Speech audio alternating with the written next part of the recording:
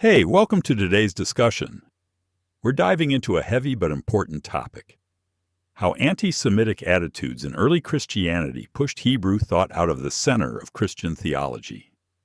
This is about how those attitudes reshaped the faith's roots, and we'll look at theology, scripture interpretation, and more. Brian, can you start us off with an overview? Absolutely.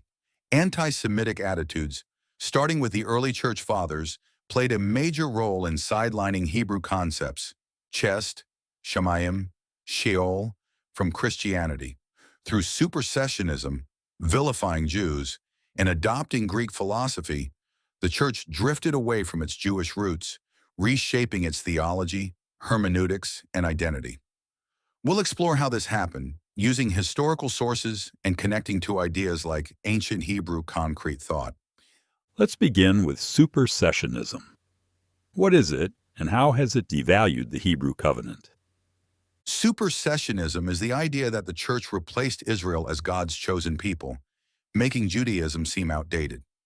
Church fathers like Justin Martyr, in his dialogue with Trypho around 145 CE, argued that Jews lost their covenant by rejecting Jesus, calling Christians the true Israel. Romans 9:6-8, Hebrews 8:13. This dismissed the Hebrew covenant from Genesis 15:18 and its emphasis on chesed, God's steadfast love in Exodus 34:6-7, and replaced it with a universal, spiritualized covenant, as seen in John 3:16. So this shifted away from the relational, action-oriented theology of Hebrew thought, right? Like God's dynamic presence, Shekinah in Exodus 33:14. Exactly. The Torah, the core of Hebrew theology, was viewed as either outdated or already fulfilled, losing its ongoing significance.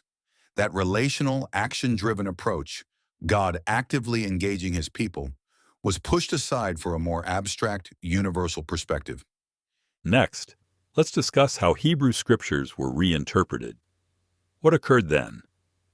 Anti-Semitic attitudes led to symbolic interpretations of the Hebrew Bible, heavily influenced by Greek philosophy, such as Philo's Platonism. Church fathers like Origen in On First Principles and Augustine in City of God saw texts like Isaiah 7:14's virgin birth or Psalm 22's suffering servant as Christian prophecies, ignoring their Jewish context. This transformed concrete Hebrew imagery, like shamayim as God's throne in Psalm 11:4, into abstract concepts like ousia or logos. And I'm guessing those New Testament passages didn't help. Right. Passages like John 8:44, "You are of your father the devil," or Matthew 27:25, "His blood be on us," were debated within the Jewish community. Still, early church fathers misunderstood them as anti-Jewish, blaming Jews for Jesus' death. This led to dismissing the Hebrew Bible's covenantal framework, making it seem irrelevant. Let's talk about Greek philosophy. How did it take over Hebrew thought? Anti-Semitism laid the groundwork for Greek philosophy, Platonism, and Stoicism to dominate. Platonism's concept of an immortal soul, from Plato's Phaedo, reinterpreted the Hebrew nephesh, the holistic life in Genesis 2:7, as a dualistic separation of soul and body. Stoic logos, from Marcus Aurelius's Meditations 4.4, transformed mishpat, justice in Isaiah 30:18, into a concept of cosmic order.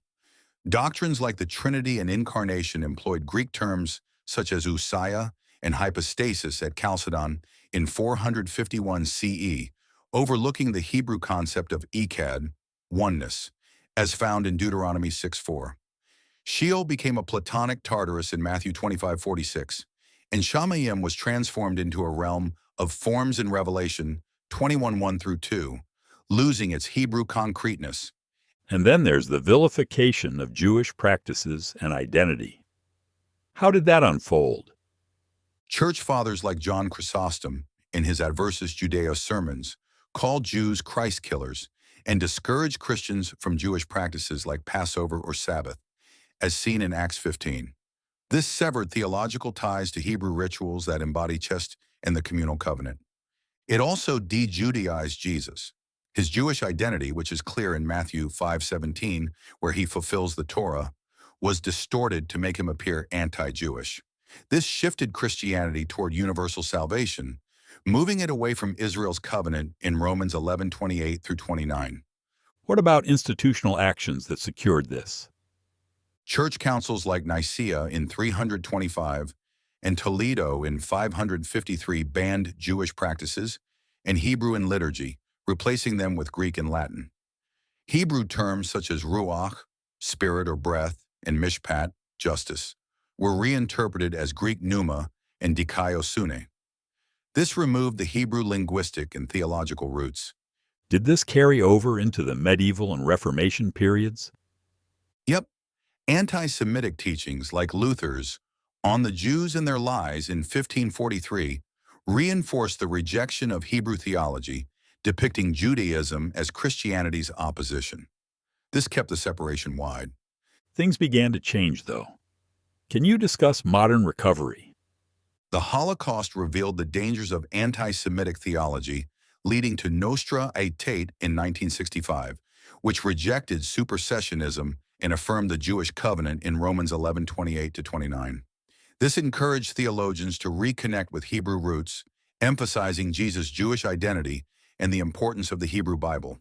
Scholars like Norman Beck with Mature Christianity and James Dunn advocate for understanding New Testament debates within their Jewish context, revisiting concepts like chesed and shamayim.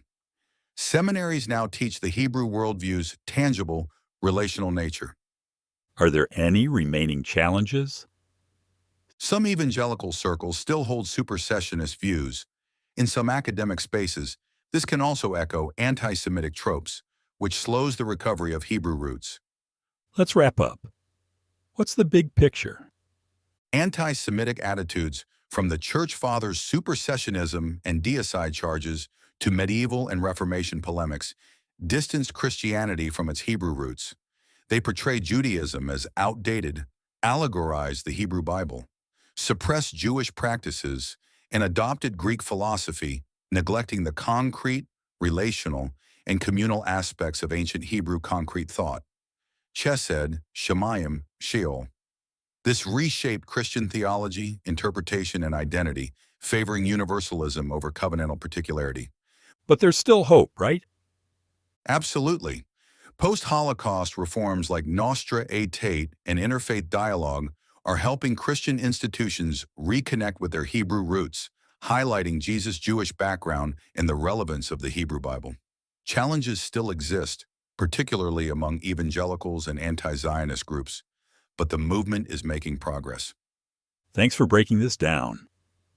If listeners have questions or would like to explore specific theologians or texts further, please feel free to reach out. We'll also provide the sources for this discussion upon request. Until next time, thanks for joining us.